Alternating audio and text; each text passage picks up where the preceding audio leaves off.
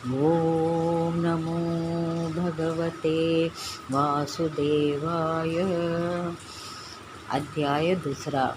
साक्य युद्ध। युद्ध भूमि में अपने सगे संबंधी मित्रों भाइयों को देखकर मोह से अर्जुन दुखी हो गए। युद्ध करने से नकार देने लगे, रोने लगे। भगवान श्री कृष्ण ने किस प्रकार समझाकर फिर से युद्ध के लिए अर्जुन को तैयार किया।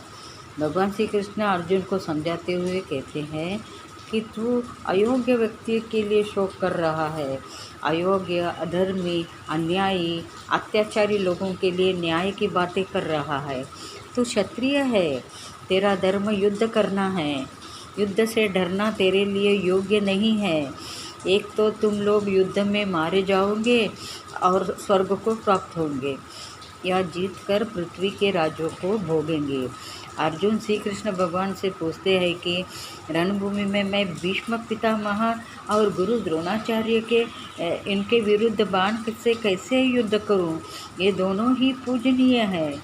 उन्हें मारकर मैं इस लोक में रक्त से भरे और काम रूप धन दौलत राज्य को भोगूंगा ना। युद्ध में मैं जीतूंगा कि नहीं ये भी मुझे मालूम नहीं। अगर जीतूंगा तो भी मुझे जीने की इच्छा तमन्ना नहीं होगा। इसलिए मुझे आप ही कल्याणकारक मार्ग बताइए, क्योंकि मैं आपका शिष्य हूँ और आपके शरण में आया हूँ। मुझे सही मार्ग करो। श्री कृष्ण अर्जुन से कहते हैं,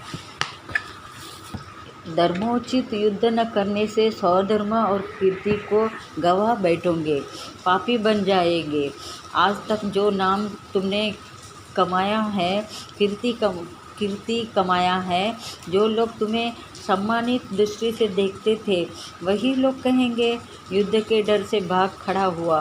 लोग तुम्हारी निंदा करेंगे, अयोग्य बातें बोलेंगे। इससे दुख और क्या होगा?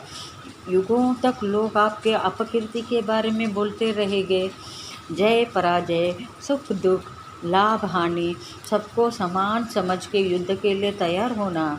ऐसा युद्ध करने से तुझे पाप नहीं लगेगा। यह अर्जुन, शरीर रूपी यंत्र में स्थित सभी प्राणियों को अंतर्यामी परमेश्वर अपनी माया से उनके कर्मों के अनुसार भ्रमण कराते हुए सभी प्राणियों के हृदय में स्थित है।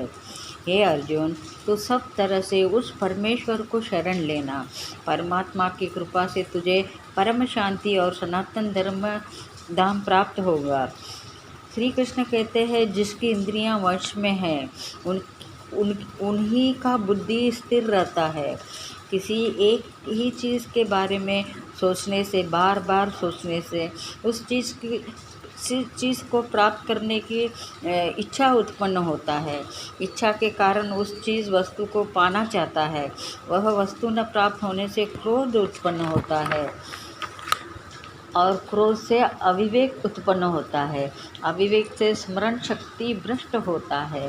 स्मरण शक्ति भ्रष्ट होने से बुद्धि अर्थात ज्ञान शक्ति का नाश होता है। बुद्धि और ज्ञान शक्ति का नाश होने से हर स्थिति में, हर क्षेत्र में हार हो जाता है, पराजय हो जाता है। अध्याय दूसरा समाप्त हुआ। यहाँ महात्म्य फलश्रुति।